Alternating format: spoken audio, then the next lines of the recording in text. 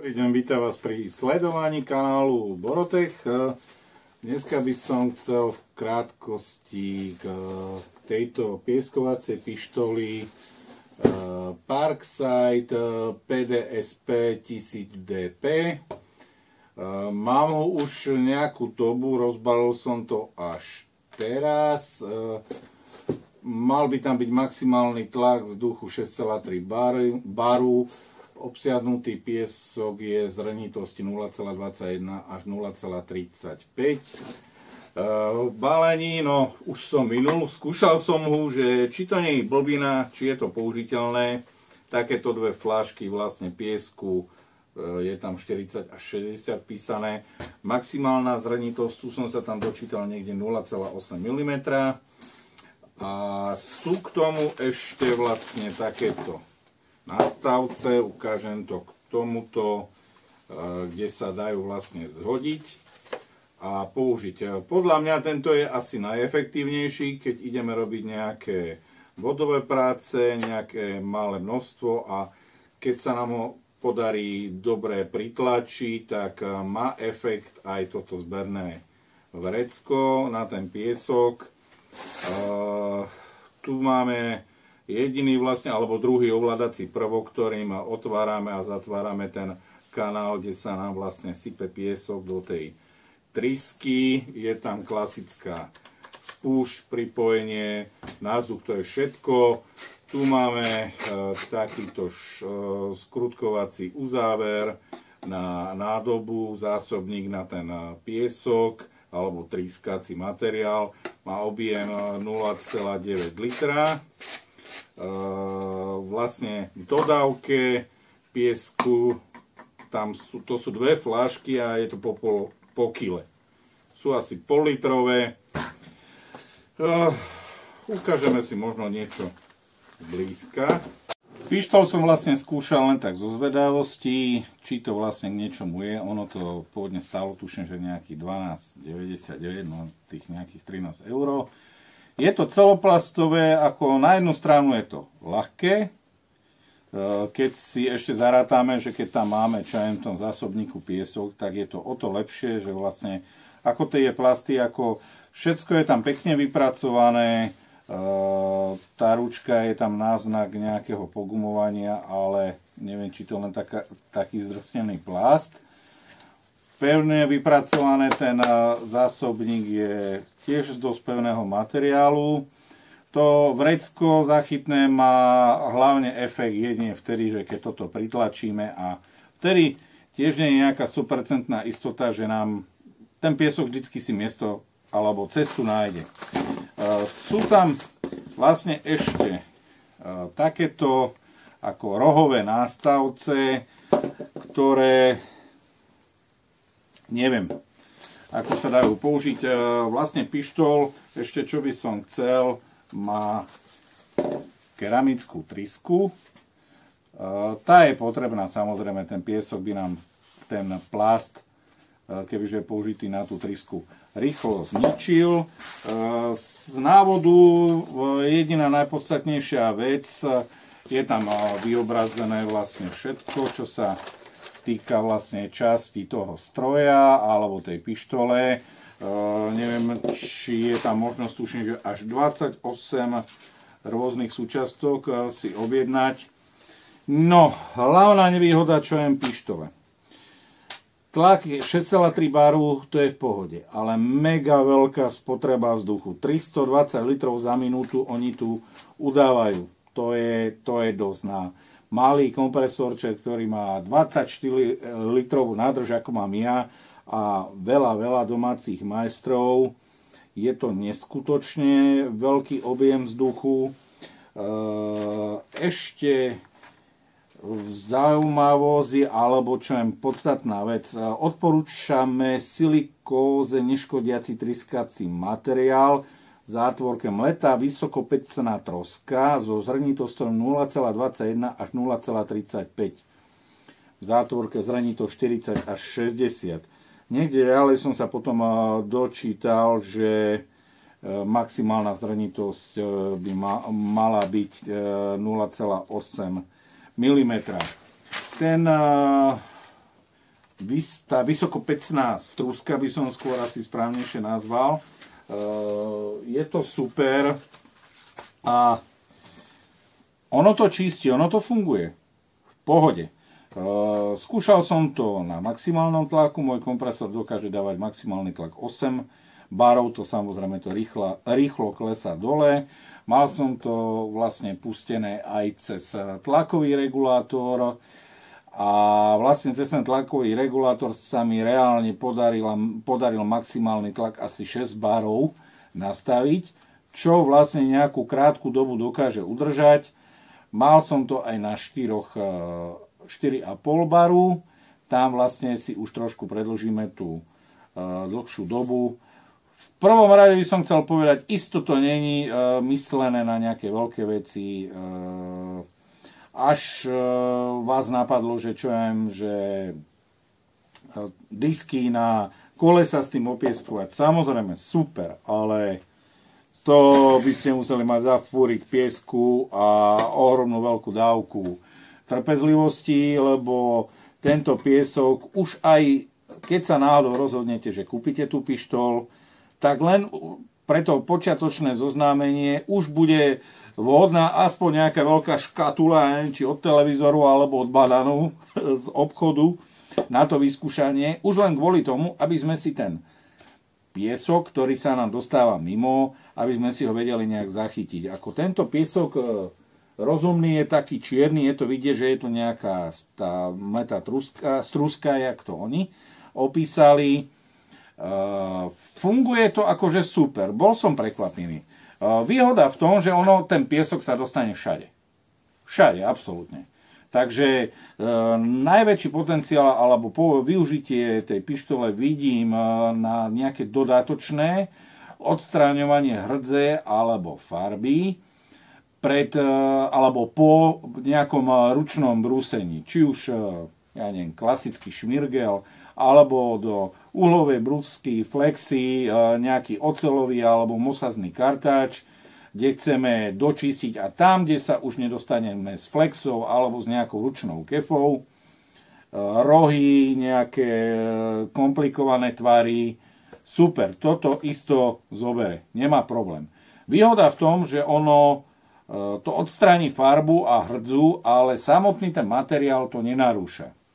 Tiež je tu v tom návode vlastne písané, čím použijeme väčšiu zrnitosť piesku, tak tým dokáže hrubšiu hrdzu alebo viac toho materiálu odstrániť. Je to logické, ten vystreľovaný piesok má vlastne väčšiu energiu toho úderu, tak nám to dokáže väčší sajeraj dať dole. Skúšal som to na také drobnosti.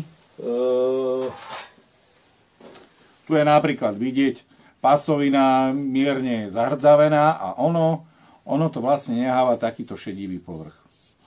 Tiež musím povedať, že treba používať vzduch, aby bol suchý, aby tam nebol samý olej.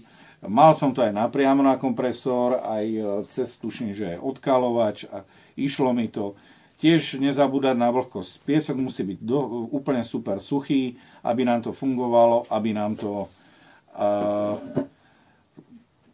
ten piesok pretekal. Mám tam, tuším, že niečo piesku nasypaného vnútri a keď otvorím, tak on sa už sype. Takže vlastne tento ventil toho kanálu treba používať za každým, aj keď ideme dosypať piesok.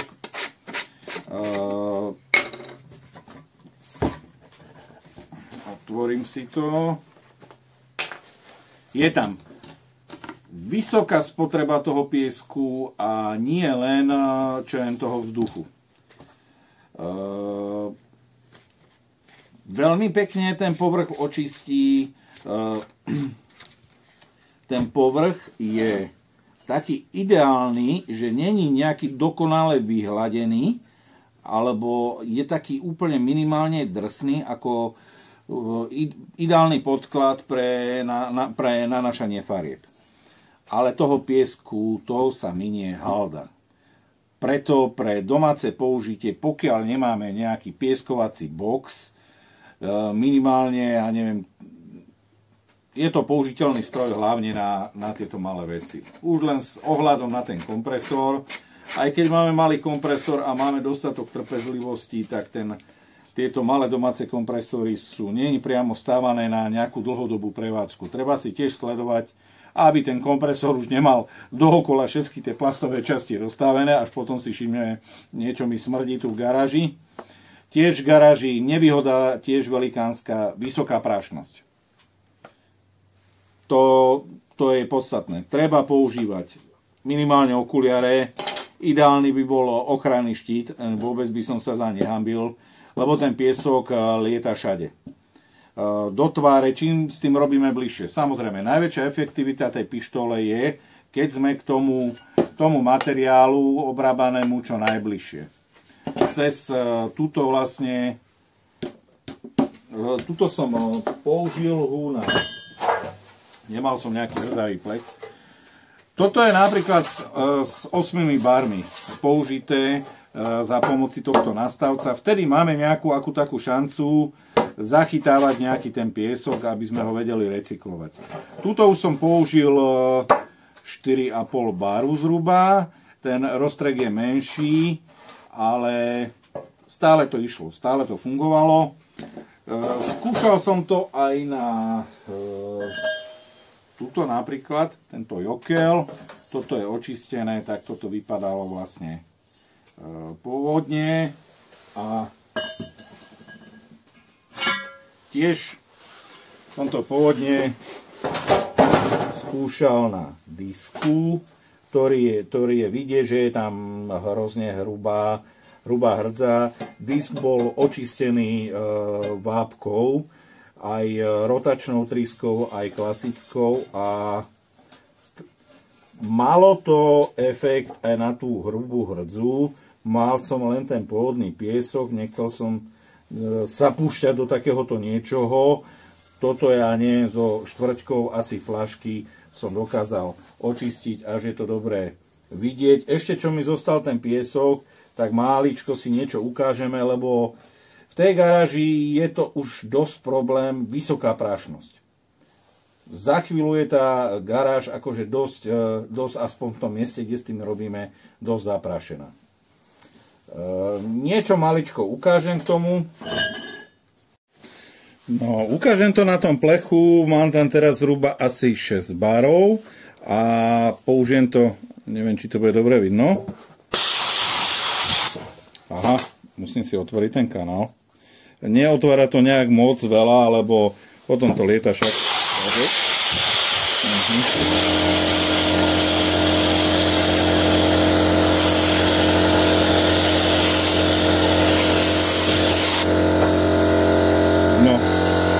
Bolo vidieť, že aká tam je vysoká prášnosť.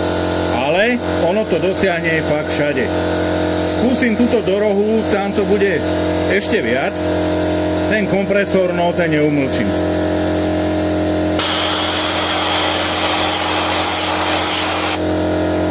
No, takto je vidieť, že nám vyčistilo krásne, super ten roh. Kde by sme sa za normálnych okolností bežne nedostali. Dúfam, že nemám ešte objektív taký zakydaný.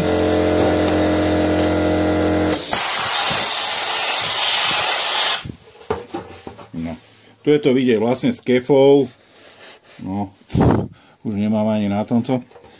S kefou by sme sa tam tak ľahko nedostali. Neviem, či sa mi tam podarí ten... A tu je vidieť ten piesok, že jak sa trbliece, že je to fakt nejaká tá struska, tá bude asi najefektívnejšia. Viem, že niekto používal aj nejaký piesok do týchto pieskových filtrácií pre bazény, ale neviem, či ten kremičitý piesok bude až natoľko efektívny. A ešte si to skúsime na tom disku. Ešte nejaký piesok tam mám.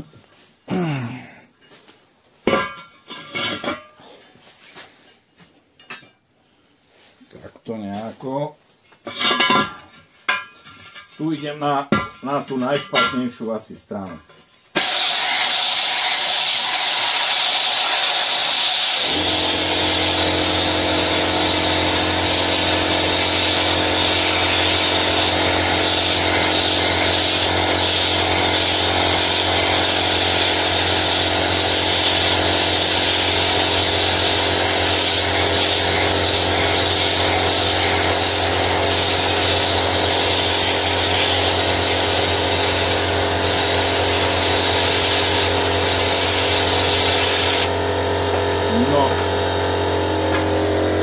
Dali som od piesku, tuto vysypem ten piesok a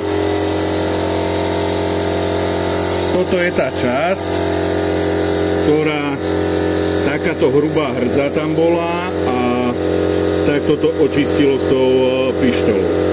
Podotkinám, že je tam použitý vlastne ten jemnejší piesok. A ešte skúsim túto roh bez použitia toho gumeného nástavcu.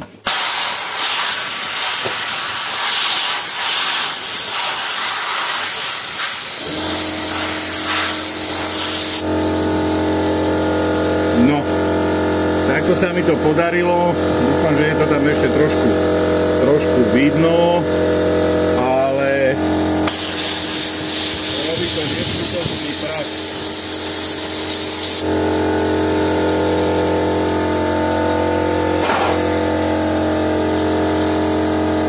Videli ste, ako prístroj funguje.